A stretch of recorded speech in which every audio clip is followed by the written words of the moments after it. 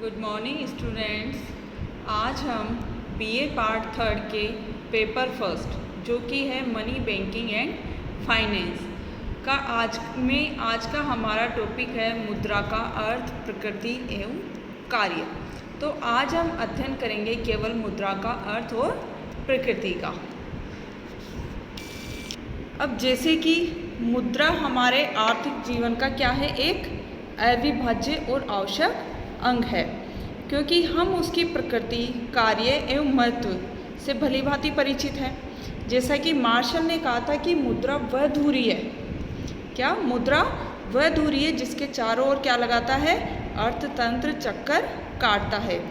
जैसे अब उसी तरह से देखें कि मुद्रा का विकास कैसे हुआ, तो मुद्रा का विकास मानव सभ्यता के विकास से ही संबंधित है। जैसे प्रोफेसर किन्स ने कहा था कि सभ्यता के अन्य आवश्यक तत्वों के समान ही मुद्रा भी क्या है, एक प्राचीन संस्था है और सभ्यता के विकास की प्रारंभिक अवस्था में ही मानवीय आवश्यकताएं क्या थी, अत्यंत सीमित थी और आत्मनिर्भरता के कारण विनिमय का अभाव था।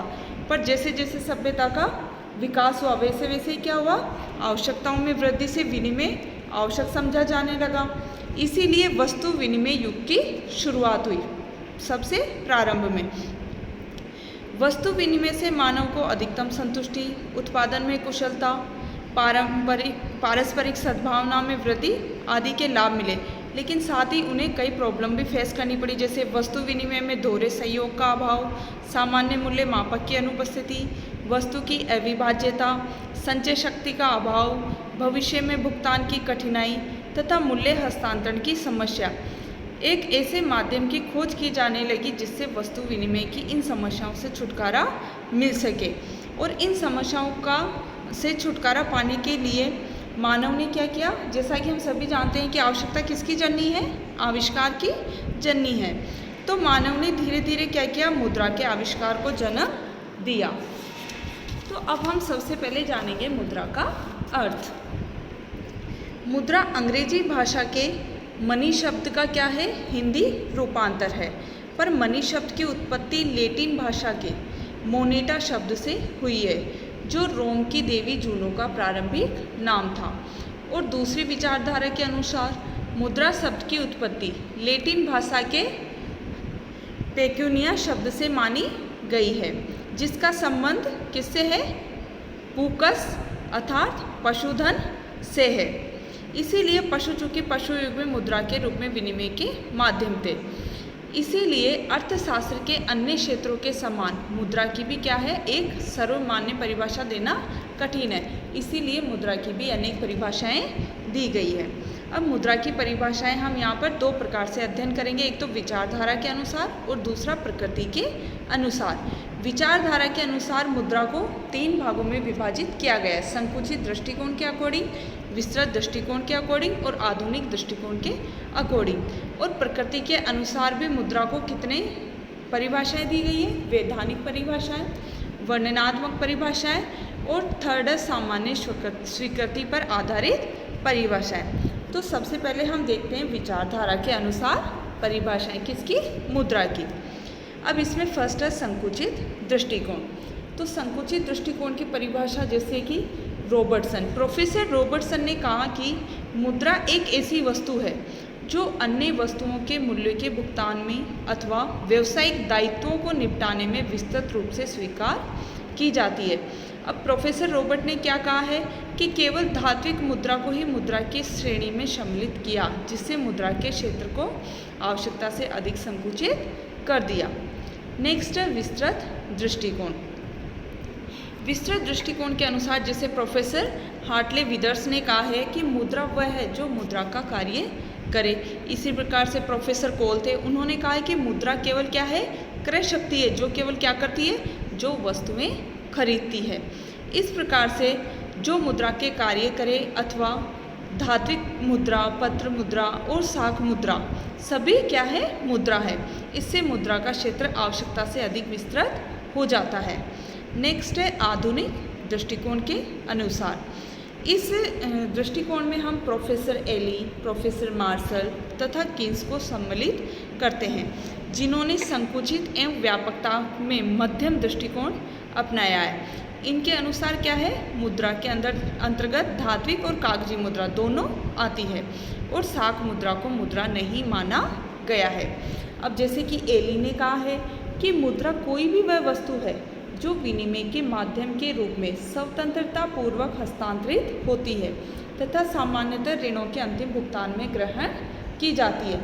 इसी प्रकार से कीन्स ने कहा है कि मुद्रा वह है जिसको देकर ऋण परसंविदों तथा कीमत परसंविदों का भुगतान किया जाता है और जिसके रूप में सामान्य क्रय शक्ति का संचय किया जाता है। तो इन सब परिभाषाओं के आधार पर हम कह सकते हैं कि जैसे साख मुद्रा, जैसे चेक, हुंडी, विनिमय पत्र, वस्तुओं और सेवाओं के भुगतान में बिना विशेष जांच पड़ताल तथा बिना संदेह के स्वीकार नहीं किए जाते, अतः उन्हें मुद्रा कहना उचित नहीं है। किसको? इन सबको, जो कि साख मुद्रा में इंक्लूड होते हैं। मुद्रा में केवल किसका समावेश है? धात्विक तथा पत्र मुद्रा का ही समावेश है। किसके अनुसार? आधुनिक दृष्टिकोण के अनुसार। अब हम देखेंगे प्रकृति के अनुसार। प्रकृति के अनुसार कितने भागों में बांटा गया है इसकी परिभाषाओं को? 3 भागों में। तो फर्स्ट है वैधानिक परिभाषाएं। वैधानिक परिभाषाएं प्रोफेसर नेव और हार्ट्रेने के अनुसार वे वस्तुएं ही मुद्रा हैं जिन्हें राज्य वैधानिक रूप में मुद्रा घोषित करे और वे वस्तुओं के भुगतानों में क्या हो? विधिग्राह्य हो। तो आधुनिक युग में ये परिभाषाएं क्या उपयुक्त नहीं लगती। क्यों नहीं लगती? क्योंकि एक तो विनिमय स्वतंत्र एवं ऐच्छिक आदान प्रदान है और दूसरी जनता का विश्वास उठ जाने पर साधारणतः वैधानिक मुद्रा स्वीकार नहीं की जावे। इसीलिए अपरिवर्तनशील कागजी मुद्रा इसका एक बेहतर उदाहरण है। नेक्स्ट है वर्णनात्मक परिभाषाएं। इसके अंतर्गत मुद्रा की परिभाषा उसके कार्यों के आधार पर की जाती है। जैसे कि हार्टले विदर्स ने कहा था, मुद्रा वह है जो मुद्रा का कार्य करे। उसी प्रकार से प्रोफेसर कोलबोर्न ने कहा है, मुद्रा वह है जो मूल्य मापक और भुगतान का साधन है। इसी प्रकार की परिभाषाएं विट्सली, क्राउथर, ट्रेस्टगार्ड आदि ने भी दी, जिनमें मुद्रा के कार्यों का वर्णन किया गया है। इनमें मुद्रा की सर्वग्राह्यता तथा वैधानिक पहलुओं को नज़रअंदाज कर दिया गया है। नेक्स्ट है सामान्य स्वीकृति पर आधारित परिभाषाएं। इसके अंतर्गत मुद्रा की उन परिभाषाओं को शामिल करते हैं जो मुद्रा की सामान्य स्वीकृति या मुद्रा की सर्वग्राह्यता पर बल देती है। जैसे सेलिगमैन ने कहा है, मुद्रा वह वस्तु है जिसे सर्वग्राह्यता प्राप्त हो। वैसे ही काउथर ने कहा है, कोई वस्तु जो विनिमय के साधन के रूप में सामान्यतः स्वीकार की जाती हो और उसी समय मूल्य मापक एवं मूल्य संचयन का कार्य करती हो तो वो क्या कहलाती है? मुद्रा कहलाती है। इसी प्रकार प्रोफेसर केंट ने कहा है कि मुद्रा एक ऐसी वस्तु है जिसे साधारणतः विनिमय के माध्यम अथवा मूल्य के मान के रूप में स्वीकार किया जाता है। तो इस प्रकार से कोई भी वस्तु जिसे विनिमय के माध्यम, मूल्य के मापक, भावी ऋणों के भुगतान का मापदंड, मूल्य के संचय के साधन के रूप में स्वतंत्र, विस्तृत तथा सामान्य स्वीकृति प्राप्त हो, वो क्या कहलाती है? मुद्रा कहलाती है। तो ये थी मुद्रा की परिभाषाएं विचारधारा अनुसार और प्रकृति के अनुसार। अब हम देखेंगे मुद्रा एवं चलन में अंतर, मीन्स मनी एंड करेंसी में डिफरेंस क्या है। अब सबसे पहले हम देखेंगे कि मुद्रा क्या है। मुद्रा का अभिप्राय उन सब वस्तुओं से है जिन्हें विनिमय के माध्यम, मूल्य के मापक, ऋणों के भुगतान और संचय के साधन के रूप में वैधानिक, विस्तृत एवं सामान्य स्वीकृति प्राप्त हो तथा जिसे बिना हिचकिचाहट के लेन देनों में स्वतंत्रता से स्वीकार किया जाता है, वो क्या है? मुद्रा कहलाती है। नेक्स्ट है चलन, मीन्स करेंसी। चलन का अभिप्राय उन वस्तुओं से है जो किसी देश में मौद्रिक लेन देनों को निपटाने में सामान्य रूप से प्रचलन में रहती है। इसके अंतर्गत केवल विधिग्राह्य मुद्रा को ही सम्मिलित किया जाता है। किसमें? चलन के अंतर्गत। तो ये डिफरेंस था मुद्रा और चलन में। अब हम देखेंगे कि निकट मुद्रा क्या होती है। निकट मुद्रा से अभिप्राय उन वस्तुओं से हैं जो वास्तव में मुद्रा तो नहीं है किंतु जिन्हें आसानी से क्या किया जा सकता है? मुद्रा में बदला जा सकता है। जैसे ट्रेजरी बिल, बॉन्ड, अंश प्रमाण पत्र, सावधि खातों में जमा राशि, अल्पकालिक सरकारी प्रतिभूतियाँ आदि, जिन्हें हम जो कि क्या कहलाती है, निकट मुद्रा, और इन्हें हम मुद्रा के रूप में बदल सकते हैं। तो ये होती है निकट मुद्रा। अब है मुद्रा की प्रकृति एवं विशेषताएं। अब जैसा कि मुद्रा की विभिन्न परिभाषाओं और उसके कार्यों के विवेचन से मुद्रा की प्रकृति, स्वरूप अथवा स्वभाव स्पष्ट हो जाता है। तो इसकी यहाँ पर कुछ विशेषताएं हैं। जैसे फर्स्ट, मुद्रा अर्थव्यवस्था का सक्रिय और क्या है, सचेष्ट साधन है। जैसे मुद्रा के द्वारा अर्थव्यवस्था के सभी घटकों को प्रभावित किया जाता है। अर्ध विकसित व विकासशील अर्थव्यवस्था में मुद्रा क्या है, आर्थिक गतिविधियों के मार्गदर्शन, साहसी को प्रेरणा तथा विकास को तीव्रता प्रदान करती है। अर्थव्यवस्था के विकास के प्रारंभिक स्तर पर मुद्रा को क्या माना गया था, मुद्रा को एक आवरण मात्र माना गया था। लेकिन आज के युग में आर्थिक क्षेत्र में प्रत्येक चरण पर मुद्रा क्या है, सक्रिय तत्व है। विशिष्टीकरण तथा बड़े पैमाने की उत्पत्ति में उत्पादन, उपभोग, विनिमय, वितरण तथा राजस्व सभी में मुद्रा एक सक्रिय एवं सचेष्ट साधन है। नेक्स्ट है मुद्रा साधन है, न कि साध्य।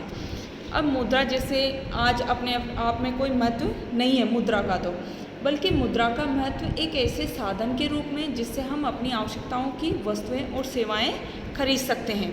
लेकिन मुद्रा रूपी साधन से हम अपने आर्थिक, सामाजिक और राजनीतिक कार्य संपन्न कर प्रतिष्ठा के पात्र बनते हैं। तो देश की संपन्नता मुद्रा की मात्रा में नहीं बल्कि किस में है, उत्पादन की मात्रा में है। इस प्रकार मुद्रा क्या है, साध्य नहीं है बल्कि एक साधन है। नेक्स्ट है मुद्रा में सर्वग्राह्यता का गुण अनिवार्य है। मुद्रा विनिमय का माध्यम तथा मूल्य के मापक का कार्य तभी कर सकती है जबकि उसमें क्या हो, सामान्य स्वीकृति का गुण हो।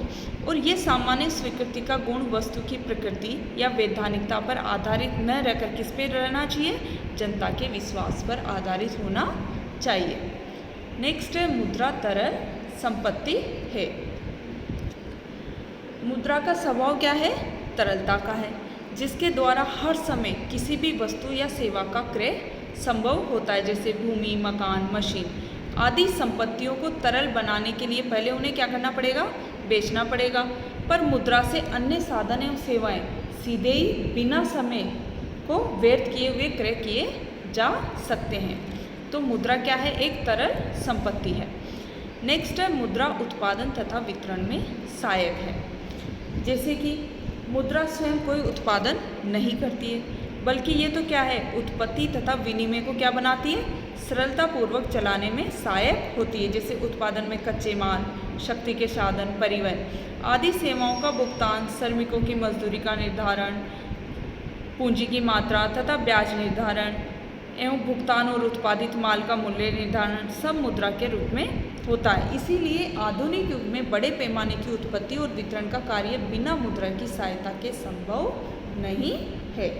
नेक्स्ट है मुद्रा की उपयोगिता में भिन्नता। जैसे मुद्रा की उपयोगिता स्थान, समय और परिस्थितियों के कारण बदलती रहती है। जैसे मान लो आत्मनिर्भर तथा पिछड़ी अर्थव्यवस्था में जहाँ विनिमय का क्या हो, अभाव हो, तो वहाँ मुद्रा का महत्व कम हो जाता है क्योंकि विनिमय का अभाव है वहाँ पर। लेकिन औद्योगिक और जो विकसित या फिर विकासशील अर्थव्यवस्था है वहाँ मुद्रा एक महत्वपूर्ण कारक बन जाती है क्योंकि कुछ मुद्राओं का क्षेत्र सीमित होता है परंतु कुछ का विस्तृत क्षेत्र होता है। जैसे डॉलर का क्षेत्र क्या है, विस्तृत है। जब तक मुद्रा मनुष्य के सेवक के रूप में कार्य करती है तब तक तो वो मानव को क्या पहुंचाती है, आर्थिक लाभ पहुंचाती है।